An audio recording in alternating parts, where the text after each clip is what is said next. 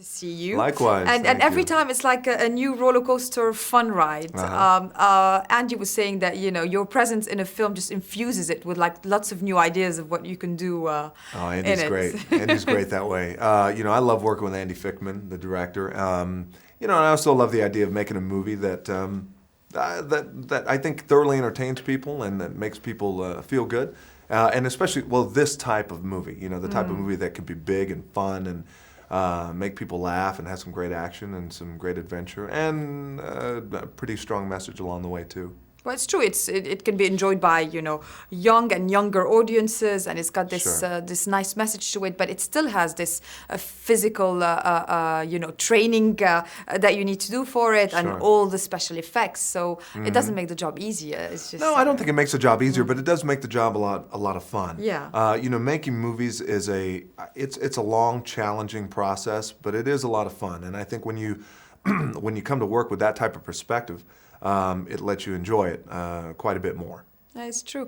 What were the main inspirations for this? Because you've got a lot of, you know, Witch Mountain Legacy, and you've got, you know, all the science fiction movies that the audiences like, but you're still doing something new. Sure. Well, for me, the main inspiration was the challenge of taking a classic, which is a little tricky, and you got to be careful. You want to make sure that you pay homage and respect to the original source material, but at the same time you want to update it for an audience that's very savvy today, the movie-going audience. So, and there's a lot of competition out there with a lot of movies, so you want to make something that's thoroughly entertaining for them too.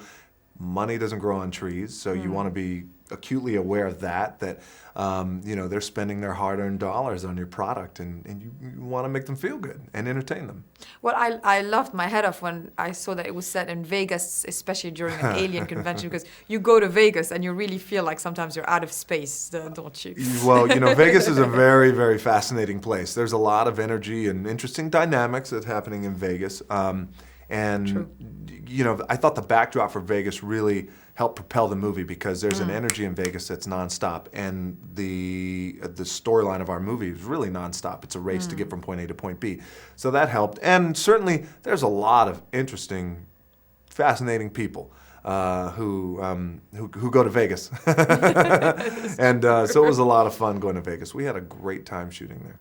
Well, it's, I think, the most memorable character just because she says Jack Bruno so much in the film that you can't really forget his name. But really, I mean, amongst the characters you've played, this is one that really has emotional baggage. It's it's not just an entertaining character. It's more thought to that. Sure, and I believe that too. It's more fleshed out. The character is not. You know, I love the notion that he is a flawed man. You know, but if you look back at my filmography, you'll see generally, whether it's a comedy or action movie or even a drama, typically rich or poor, there's some flaws that I'm dealing with at the beginning of the movie.